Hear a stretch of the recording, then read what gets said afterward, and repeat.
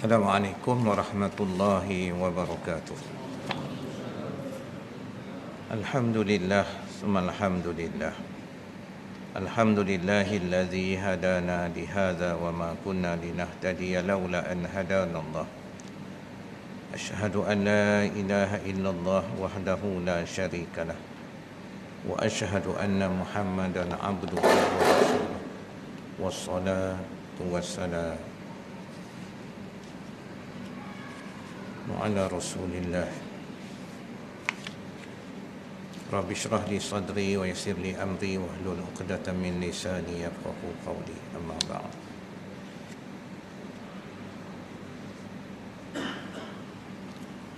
Tuan-tuan dan puan sidang jamaah yang dikasihi, alhamdulillah di malam ni kita dikumpulkan oleh Allah Subhanahu wa taala sekali lagi untuk dapat kita sama-sama berada dalam Raudatul Jannah. Mudah-mudahan perkongsian pada setiap kali kita datang ke sini memberi kepada kita jalan keluar daripada perkara-perkara yang menyebabkan kita jadi lalai, jadi jahil, dapat kita betulkan. Mana yang kurang dapat kita cukupkan, mana yang cacat dapat kita sempurnakan. Inilah tujuan utama daripada majlis ilmu yang kita hadir ni. Kita sedang menghampiri, memasuki bulan Rabiul Awal, dan tentulah banyak perkara yang akan dinyatakan nanti, banyak perkara tambah yang akan diutarakan nanti, yang mudah-mudahan nanti dapat memberikan kepada kita panduan-panduan untuk dapat kita melayakkan diri kita menjadi umat Muhammad yang benar-benar nanti beroleh syafaat darinya, dapat minum daripada telaga kausarnya, perkara-perkara yang mengembirakan akhirat kita. Pada malam ni saya nak berkongsi sedikit dengan tuan-tuan dan puan semua tentang perkara-perkara yang menjadikan kita bebas daripada kongkongan nafsu kita. Kehendak-kehendak yang datang melintas dalam hidup kita yang tidak memberi kebaikan maknalah hidup kita. Namun sebelum tu saya nak menyebut sedikit di sini tentang peristiwa bagaimana Rasulullah sallallahu alaihi wasallam membebaskan ataupun membuka kota Makkah, Futuh Makkah. Syekh Sufyan Rahman Al-Mubarakfuri menceritakan kisah ini dalam kitabnya Ar-Raqiq Al-Makhtum. Dia kata selepas daripada kota Mekah ini dibuka oleh Nabi SAW bersama umat Islam yang memasukinya, Rasulullah terus ke Masjidil Haram. Di sana Rasulullah tawaf dan mengelilingi Kaabah. Beliau menjatuhkan berhala-berhala itu menggunakan busur panahnya. Tangan yang mulia ni tak pegang langsung berhala ni. Rasulullah guna busur. Kan ada anak panah, ada busurnya. So Rasulullah kena guna busur tu untuk jatuhkan berhala-berhala yang ada di keliling masjid ataupun Kaabah. Kemudian Rasulullah berkata, selepas mengelilingi Kaabah beberapa kali, Rasulullah berhenti dan berkata, Ja'al haqqu wa zahaqal batil, innal batila kana zahuqa. Surah Al-Hajj ayat 81. Telah datang kebenaran, yakni Islam, dan hilang dan lenyaplah perkara-perkara yang salah, yakni kufur dan syirik. Sesungguhnya yang salah itu sememangnya satu perkara yang pasti lenyap. Ini janji Allah dan janji Rasulullah. Hebat macam mana pun mereka berusaha untuk memadamkan cahaya Islam, mereka akan pasti tewas. Sebab tu kita, kalau kita tak usaha untuk bantu pun, Allah ada cara. Cuma rugi kita tak ambil peluang. Sebab bumi ini milik Allah. Allah akan wariskan pada sesiapa di kalangan hamba Allah yang soleh untuk menguasainya. Kata Nabi lagi dalam surah Sabah ayat 49, Qul ja'al haqqu wa ma yubdi'ul badilu wa ma yu'id. Katakanlah lagi, telah datang kebenaran, yakni Al-Quran, yang memberi segala kebaikan, dan perkara yang salah tidak akan memberi kebaikan di dunia, usahakan hendak mengulanginya di akhirat. Dunia kau tak dapat, akhirat lagi kau celaka. Pada masa yang sama, berhala-berhala itu pun jatuh tumbang, hancur berkecai. Selepas itu Rasulullah menyempurnakan bilangan tawaf, lalu Rasulullah masuk ke dalam Kaabah. Baginda mendapati di dalamnya ada gambar-gambar dan ukiran-ukiran kayu seperti burung merpati, lalu memecahkannya. Manakala gambar-gambar di dalam Kaabah diperintah supaya dipadamkan. Tuan-tuan kalau tengok, tuan-tuan pergi ke Turki, sekarang ni Masjid Hagia Sophia tu dah boleh masuk dah. Dibuat oleh Erdogan sewaktu Covid. Ni bijak tindakan dia. Waktu Covid tu artinya negara-negara luar tak boleh masuk ke Turki. Maksudnya Hagia Sophia ni sangat dijaga dan nak dikononnya dipreserve oleh orang-orang Kristian. Sebab itu adalah gereja terbesar di zaman kerajaan Byzantine Rom. Tapi dia buat waktu Covid. Rakyat dia dalam negara dia yang nak bangkit berontak lawan dia pun tak boleh. Orang luar nak masuk pun tak boleh. Selepas 88 tahun, tuan-puan. Sejak zaman Kamal Atatürk dijadikan muzium. Waktu Muhammad Al-Fatih dia buka Konstantinopel, dia masuk pada hari Rabu. Diperintahkan seperti mana Rasulullah buat, iaitu jatuhkan semua berhala-berhala, patung-patung Jesus yang dibuat dalam gereja. Kemudian dibuang ukiran-ukiran, gambar-gambar yang dilukis di dinding. Itu dibuang. Kalau tuan-tuan masuk Hagia Sophia dan naik ke tingkat atas, tuan-tuan lalu tangga, tuan-tuan nampaklah bekas-bekas dikikis. Sebenarnya dekat tempat tu ada batu-batu permata. Dia dah diambil awal lah oleh tentera-tentera Rom. Orang Islam tak buat pun. Yang dikatakan tentera Islam di bawah Muhammad Al-Fatih ni sebaik-baik tentera, sebab mereka dah lalu kebun anggur dalam keadaan mereka panas, letih, haus. Seorang pun tak ambil sebiji anggur pun tak ambil. Macam mana nak tahu? Sebab mereka sangat sayang pada Muhammad Al-Fatih ni. Tiba-tiba tabib dia istiharkan, kata panglima kita sakit dan hanya anggur boleh ubat. Padahal mereka dah lepas pada kebun anggur beberapa jauh. Kalau dia sayang terutama pada panglima yang bawa mereka begitu jauh, dan mereka lah yang diisyaratkan oleh Allah yang punya ketua sebaik-baik ketua dan punya tentera sebaik-baik tentera, seorang pun tak bawa anggur ke depan, sebiji pun tak bawa. Artinya apa? Mereka lintas kebun anggur tu, mereka tak ambil sebiji pun. Padahal Muhammad Al-Fatih tak sakit pun, tapi dia nak tengok betul tak tentera yang dia bawa. Sewaktu itulah dia sujud syukur pada Allah. Berarti dia bawa tentera yang tepat. Tapi nak cerita yang dia buat dalam gereja Hagia Sophia tu, hari Rabu dia masuk tu, dia masuk dengan tundukkan kepalanya seperti mana Rasulullah masuk ke kota Makkah. Dia ikut sebiji. Dan dia tak buat jumlah menara di zaman pemerintahannya melebihi jumlah menara yang ada di Masjidil Haram. Nak hormat tu pun. Tuan-tuan kalau pergi ke Turki ni, tuan-tuan pergi di setiap negeri, dia ada momen-momennya. Setiap momen tu tuan-tuan tengok raja-raja dia sangat menghormati ulama. Mereka sangat beradab. Adab tu keutamaan. Hampir semua tempat-tempat pengajian, kalau diizinkan saya ulang balik,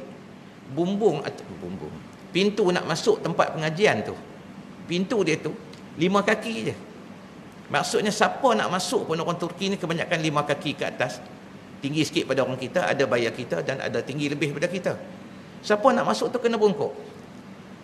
Maksudnya apa? Nak masuk tempat pengajian, kau kena tunduk kepala kau. Walaupun kau anak bangsawan, kau anak raja, putera raja sekalipun, engkau tak boleh sekali-kali nak tunjuk diri kau tinggi melebihi ilmu dan guru yang akan mengajar engkau. Kira hebatlah. Dia beradab ni keutamaan.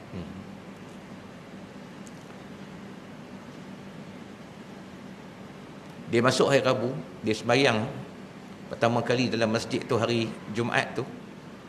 Setengah sejarah kata dia sembahyang 3 kali, setengah kata 5 kali je dia sembahyang. Dia minta yang duk tarik kuda dia tu, Mamar Sinan, yang kemudian menjadi arkitek tersohor dalam kerajaan Osmaniyah. Mati usia 91 tahun dan dia berjaya membangunkan berpuluh-puluh masjid. Hampir di setiap negeri dalam Turki tu ada kesan tangannya membangunkan masjid, hospital, sekolah, madrasah-madrasah. Mamar Sinan ni. Dia punya architecture, kalau tuan-tuan pergi masuk di dalam masjid biru tu yang sekarang sedang direnovate, ada tergantung ketulan-ketulan hitam macam mentol lampu yang dah lama sangat terbiar terbakar. Rupanya bukan mentol, tapi dia adalah telur burung kasawari yang dipreserve kemudian digantung di situ. Kenapa? Sebab masjid biru tu tinggi sangat, tak ada galah boleh dibuat untuk nak buang sawang. Rupanya bila letak telur burung kasawari tu, satu sawang pun tak ada. Tak tahu apa kaitan faktor alami yang Allah berikan ilmu ni kepada orang-orang yang Allah kasihi. Tak ada siapa research pun buat, tapi kemudian orang tengok, rupanya bila letak telur burung kasawari, tak ada labah-labah nak buat sarang dalam masjid. Saya nak balik pada cerita Nabi SAW membebaskan Kaabah daripada berhala ni. Selepas Rasulullah minta sahabat yang ikut Nabi pada waktu itu, ada dua orang, iaitu Usamah bin Zaid dan seorang lagi Bilal bin Rabah, buang kikis kesan-kesan ukiran objek yang ada dekat dinding Kaabah. Kemudian Rasulullah undur ke belakang, Rasulullah membelakangkan Kaabah lalu salat. Kemudian Rasulullah berjalan-jalan di dalamnya sambil bertakbir di setiap penjuru sambil menyebutkan kalimah Allah.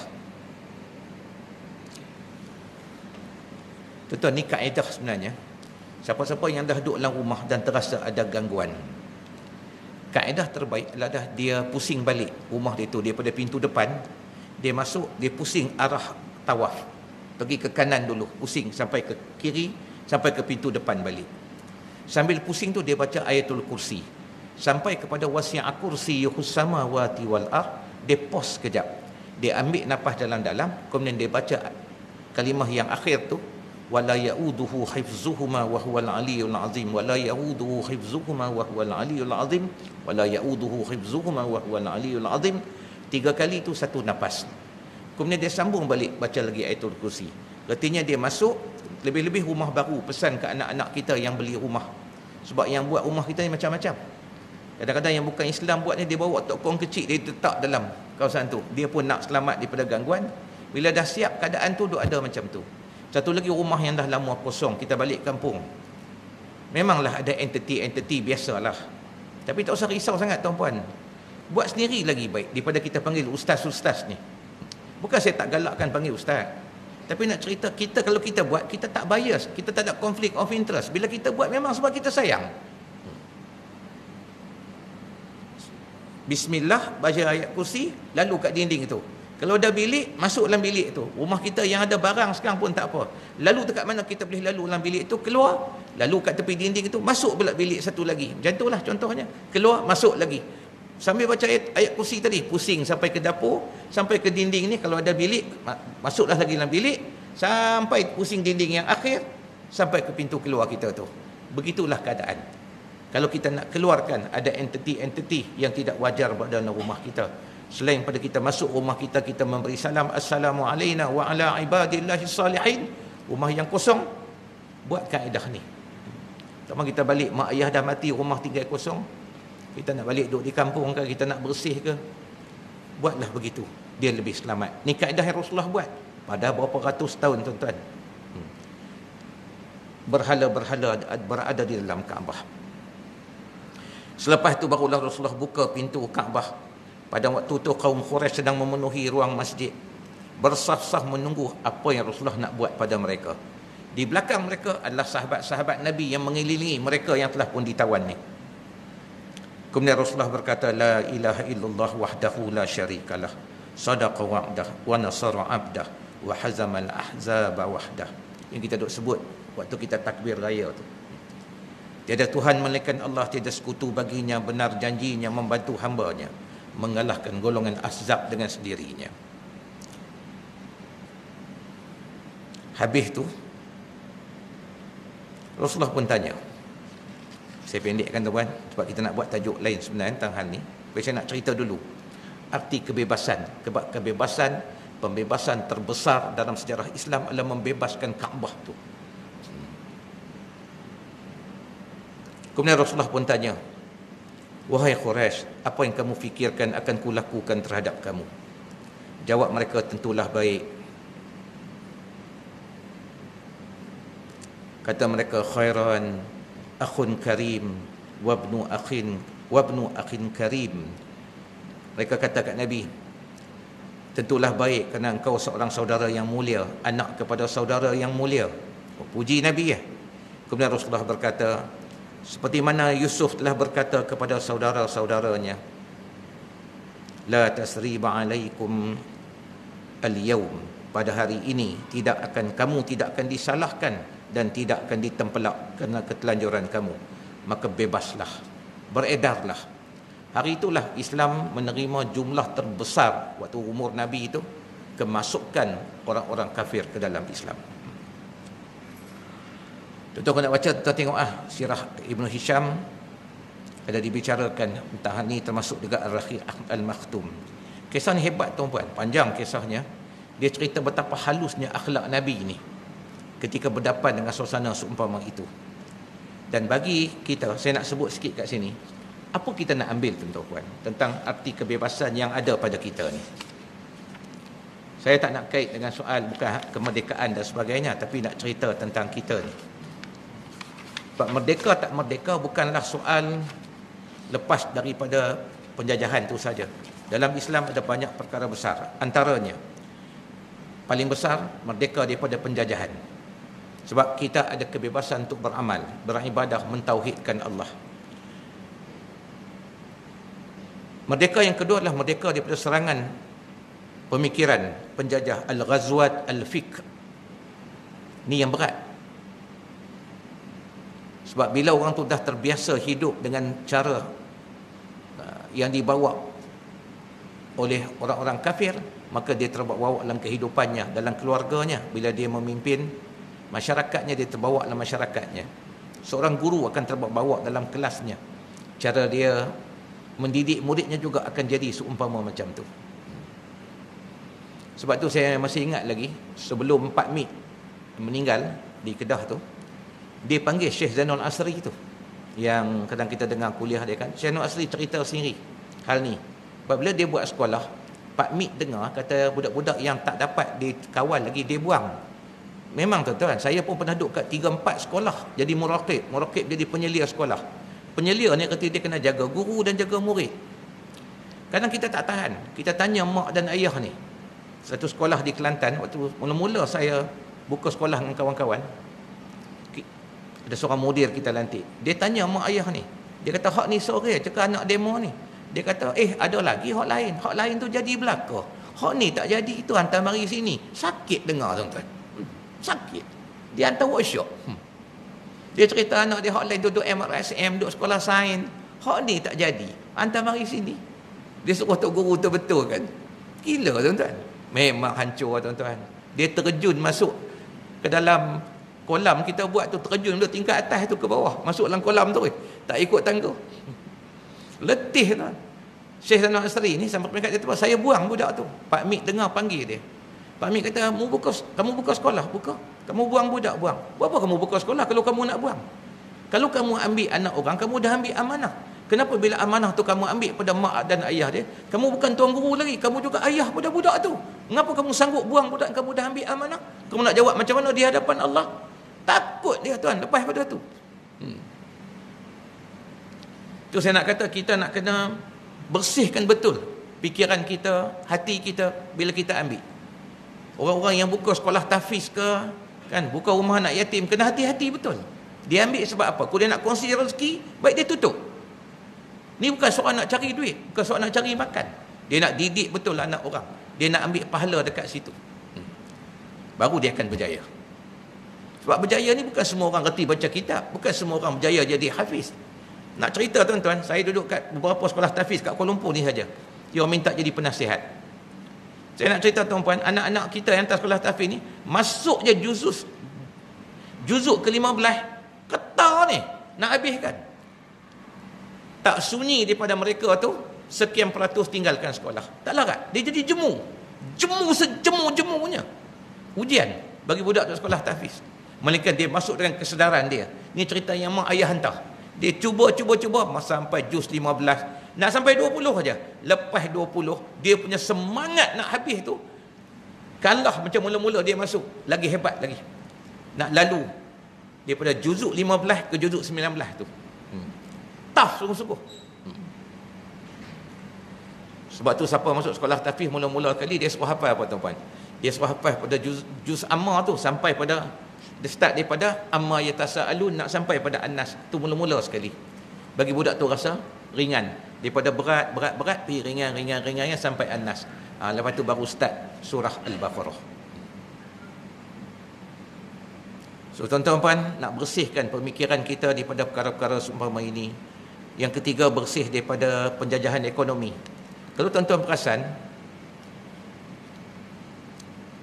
tuan-tuan pernah tengok tak? Ni bukan soal resis, pernah tengok tak bangsa lain jual burger tepi jalan? Untung tuan-tuan sebenarnya. Saya tanya tokek orang yang kerja dengan otai, burger otai ni. Seminggu tuan-tuan beribu dapat. Untung ni bukan sale tinggi lagi. Untung. Dia pula buat, dia jaga kebersihan. Tangan, nak pegang tu semua dia jaga. Untung sangat. Habis kenapa Cina tak ambil? Contohlah kalau kita nisbah pada bangsa. India pun tak banyak jumpa. Lagilah. Rupanya tuan-tuan, kita ni kalau kita nak pegang ekonomi daripada atas tu, sos yang utama tu kena kita. Sebab orang tak boleh mainkan harga. Tapi kalau orang lain tuan-tuan, dia tengok je orang Islam ni, dan dia tak nak orang Islam ni pergi jauh. Dia kata stok dah habis, tak sampai lagi. No, customer duk tunggu kita dah. Saya pernah pergi tuan-tuan di sebuah negeri, saya duduk dekat setahun tuan-tuan kat tempat tu. Kadang-kadang kita tengok kan, bila kita tumpang barangan Islam, kita buat produk Islam, kita pergi tumpang, dia letak kita punya barang tu, katalah kicap, cili sos, dia letak di bahagian rak belakang. Hak dia tu, dia akan tak rak depan. Sampai waktu dia angkat barang kita nak tak depan tu, ada lagi sebulan sebelum lupus. Bayang tak? Orang nak beli tak? Dia bawa keluar, tapi kemudian dia tak rak belakang kali. Orang masuk-masuk, orang ambil mana yang dekat kat depan sekali lah. Tough tuan-tuan. Nak cerita, nak buat ekonomi Islam ni, kena ada kita sendiri. Kita kena ada rangkaian yang bagus. Daripada atas tu kita dah. Sebab tu Ramli Burger, kenapa dia berjaya? Sebab dia pegang daripada atas. Orang yang ambil burger daripada Ramli, tak ada stok yang putus tuan-tuan. Dan orang lain tak nak ambil sebab dia tengok, sebab Ramli dah start. Nak cerita macam mana Abdul Rahman bin Auf berjaya menguasai ekonomi kota Madinah. Dia buat macam tu tuan-tuan. Bukan suruh halau orang Yahudi keluar, tapi bina ekonomi Islam. Orang Islam yang dah ditanam iman oleh Nabi di kota Mekah, orang Muhajirin ni, dia mempengaruhi orang-orang Ansar. Sebab dia orang tengok ni otai-otai Islam yang datang. As-sabiqun al-awwalun. Tak beli tuan-tuan. Selama hampir 13 tahun Rasulullah duduk di kota Mekah, tanam tauhid pada Allah, yakin pada hari akhirat, syurga dan neraka. Dan yang ketiga ni, persaudaraan Islam. Mereka ni lah bila pergi ke kota Madinah, dia bina betul rangkaian dia. Aura tu punya hebat. Kedai orang Yahudi jual barang, dia turun sampai modal tak beli tuan-puan. Orang Islam jual barang mahal sikit pun beli, nak support sebab ni ibadah, tolong dia. Bungkus orang Yahudi ni 3 bantal keluar daripada pasar yang ada di kota Madinah. Bukan sebab mereka dikalahkan dengan penzaliman, tapi mereka dikalahkan kerana tak ada orang beli, yang terpaksa mereka jual tapak-tapak pasar mereka kepada orang Islam. Tak hebat ke? So, kita kena ada yang tu lah. Kita bila ada sikit tuan-puan sebut Yahudi, barulah tak beli. Lepas tu reda sikit. Okey kot, Yahudi tak lawan dah kot. Tak, Yahudi tak lawan. Kita kalah kat situ lah. Mahal sikit. Macam mana orang Islam nak lawan kafir jual barang mahal? Belilah tuan-tuan, dia dapat barang pun mahal. Kita support dia tak rugi pun. Orang sanggup beli kopi tuan-puan tiap-tiap hari. Paling rendah harga RM15. Tak masuk add-on sampai RM20. Tiap-tiap hari minum kopi RM20. Sebulan tak RM600. Padahal ada je kopi tuan-puan. Harga RM2.5, RM3.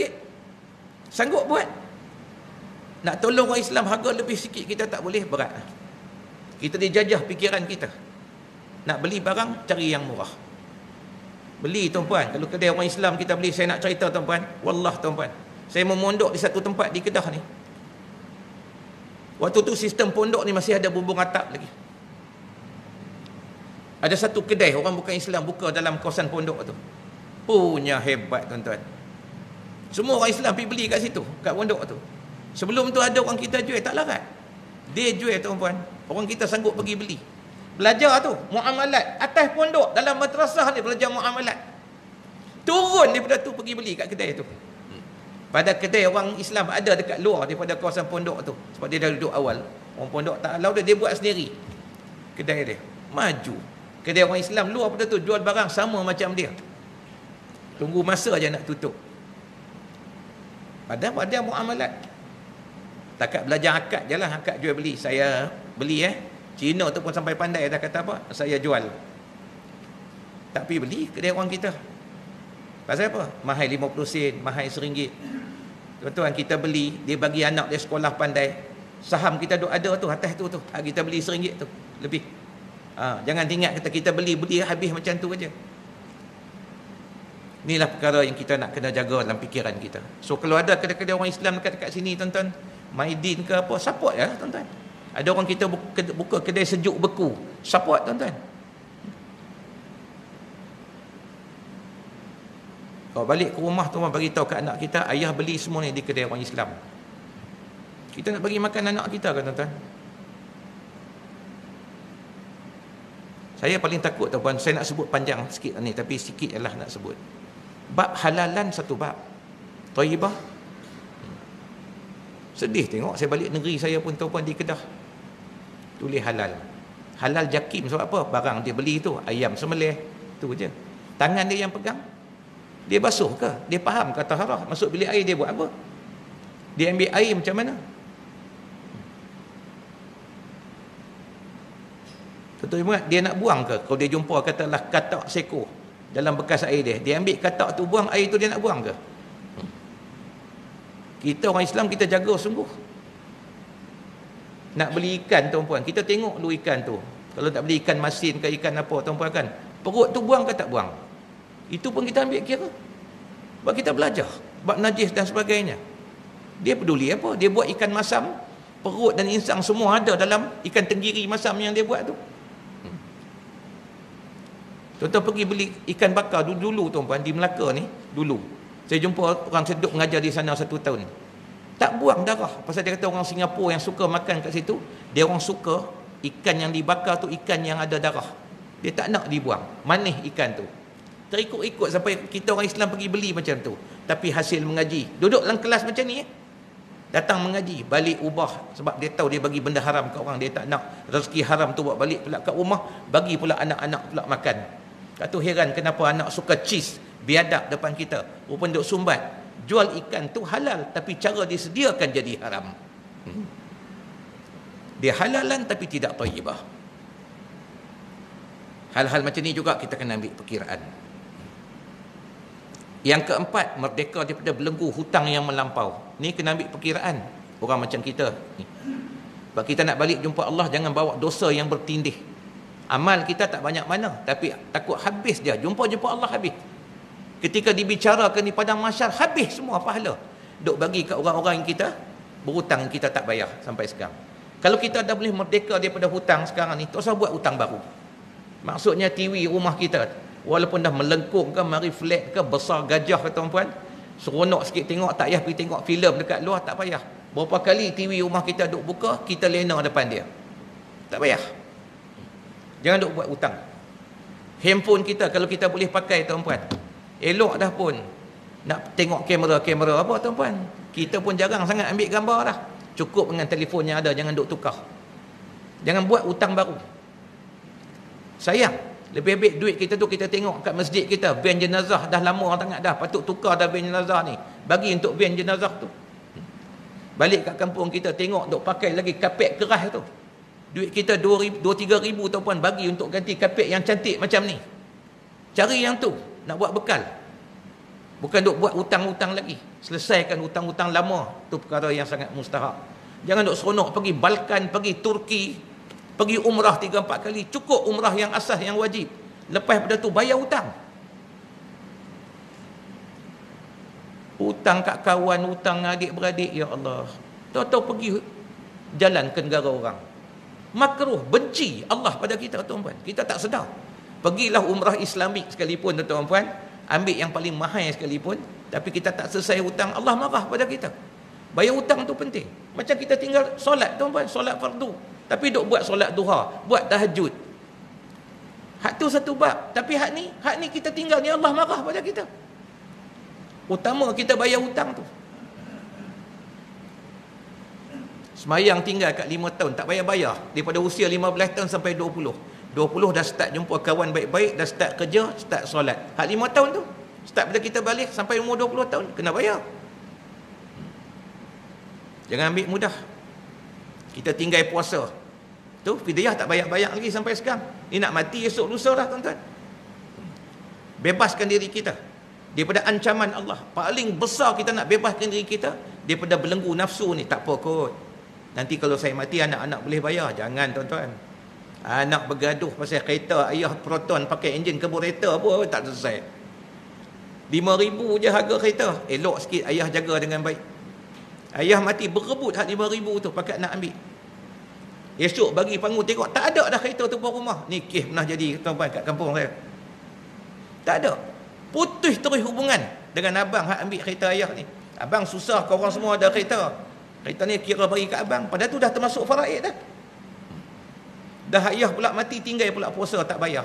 Patut tanya kat mak. Mak kata ayah tinggal dekat 3 tahun dulu. Ayah sakit. Kena kira tu. Kena bayar dulu hutang ayah sebelum harta difaraidkan. Ni semua perkara-perkara yang kita mesti ambil kira. Saya sebut cara umum, tuan-tuan. Nak ulang balik supaya kita bebaskan diri kita daripada perkara yang membelenggu diri kita. Nampak kita macam elok kan? Datang mengaji, datang solat tak tinggal 5 waktu. Tapi hal-hal ni kalau masih mencengkam diri kita, kita kena start selesaikan. Saya nak ingatkan satu je, hutang-hutang baru jangan buat, tu je. Kalau kita dah Allah bagi financial freedom, tak ada apa dah sangkut diri kita, jangan buat hutang-hutang baru. Ada orang ajak join saham tu, saham ni, tuan-tuan, kalau bukan saham akhirat, baik tak usahlah. Fikir-fikir habis-habis ni. Kita nak apa lagi dalam hidup kita ni? Yang kelima, merdeka daripada budaya ciplak yang songsang, yang tiada kena-mengena dengan agama. Kesian, tuan-puan, budak-budak tahfiz dibawa pergi tu. Pergi tonton, tuan-puan, satu show yang ya Allah. Di dekat sekolah tahfiz pun kita jaga, tak bagi tengok benda-benda yang lara. Ni dia terpaksa berdepan. Penganjur tu patut kena tahu konten program sebelum buat. Dia kena tahu. Tak boleh kata apa, saya tak tahu, tiba-tiba dia orang buat persembahan ni. Ni perkara-perkara kita kena merdekakan. Kita sekejap, tuan-tuan, saya nak sambung 10 minit je.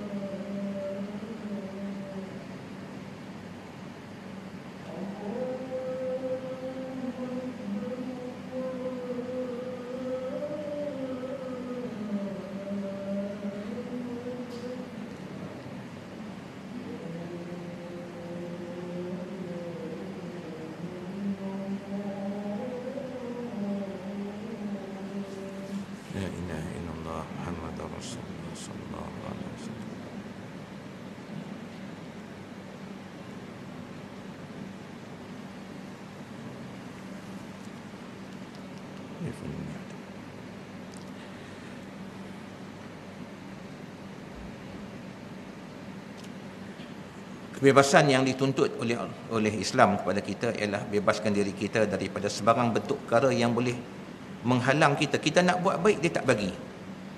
Yang dimaksudkan di sini ialah merdeka daripada akhlak yang buruk, keji serta nafsu serakah yang menyekat kita untuk membuat kebaikan yang lebih baik. Kadang kita nak buat tu, benda tu khilaful aula, tu pun kita nak kena bebaskan. Benda bukan haram, kalau saya diizinkan ulang balik, contohnya kita nak mari ke masjid ni, kan?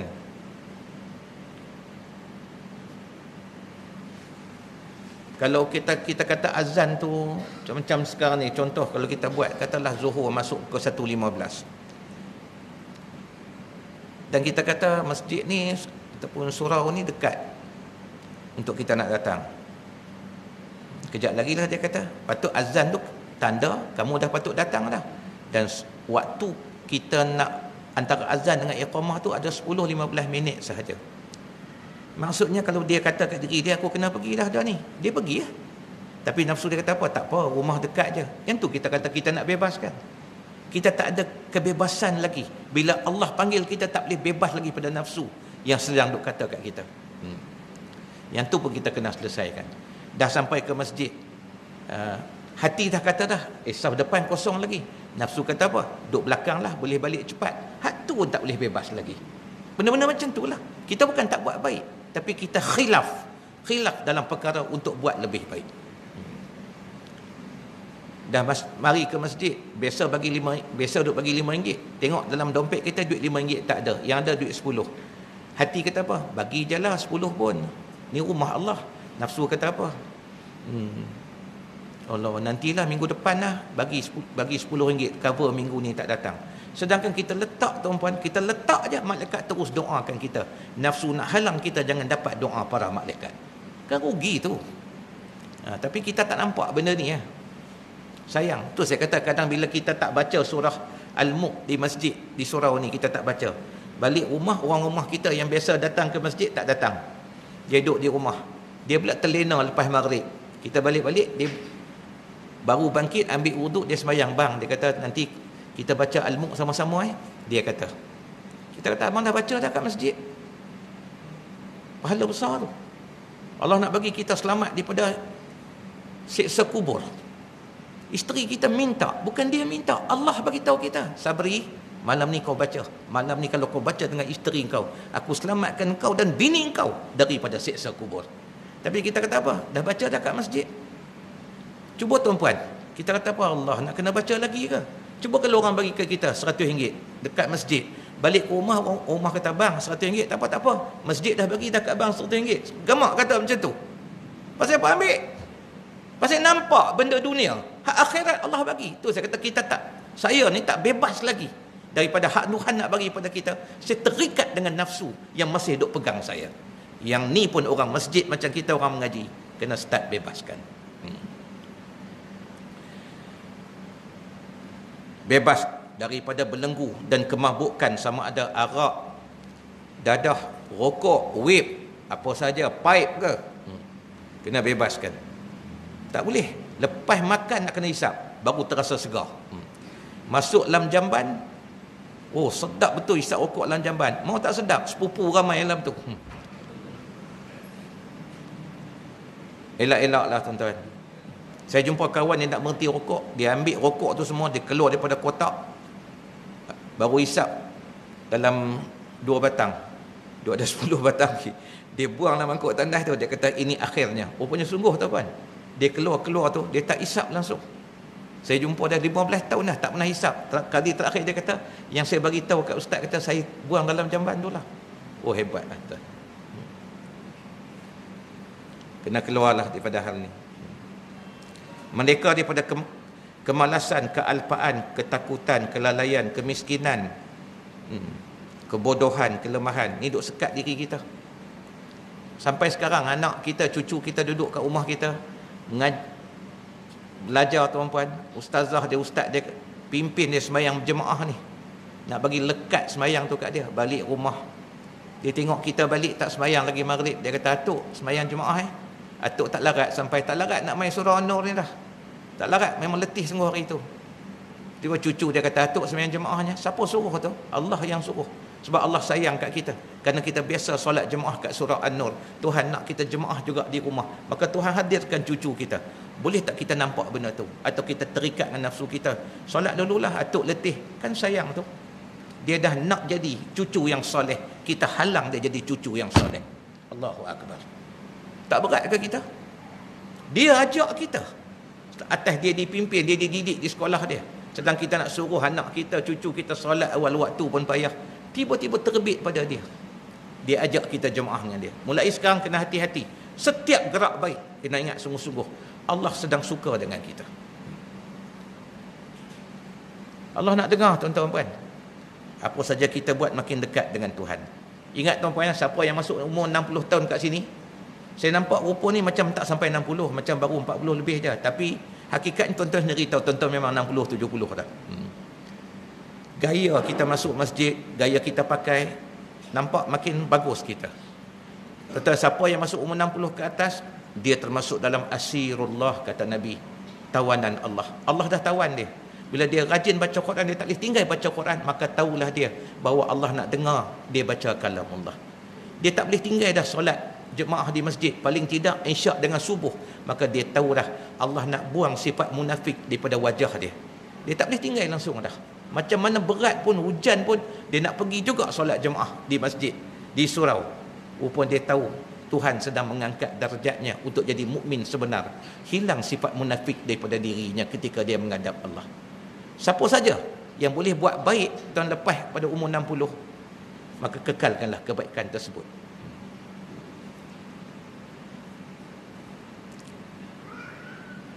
Merdeka daripada perpecahan dan pergaduhan.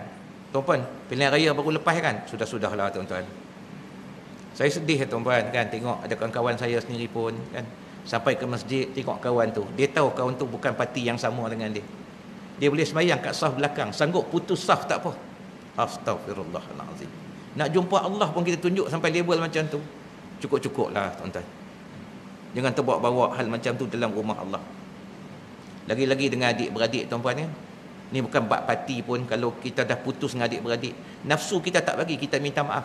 Dia suruh kekal macam tu supaya kita susah di hari akhirat ketika menghadap Allah. Pergilah jumpa dia, telefonlah dia, WhatsApp, video call lah kat dia. Siapa-siapa yang retak hati dengan ayah sampai sekarang tak bercakap, hubung balik sebelum ayah mati. Walaupun ayah keras macam mana pun. Ni ada orang WhatsApp kat saya cerita, ayah dia memang tak mau jumpa dia. Tak mau jumpa dia, tak mau jumpa menantu. Sampai dia betul pegang parang, buat macam ni je kat depan. Kau sanggup masuk dalam rumah, ayah pegang parang macam ni tuan-tuan. Dia benci apa pun tak tahu. WhatsApp je, video call, tak dapat jumpa tak apa, cakap je kat ayah. Dan kalau tak mau tengok muka pun cakap je, lepas tu hantar kat ayah. Saya sayang ayah, dunia akhirat saya sayang ayah. Macam mana pun ayah pandang saya tetap pandang ayah dengan wajah cinta. Saya nak ayah dengan saya masuk syurga Firdaus. Buat je. Kita jangan putus, biar ayah putus. Tak apa. Lagi dengan adik-beradik, jangan biar nafsu kuasai kita tu je.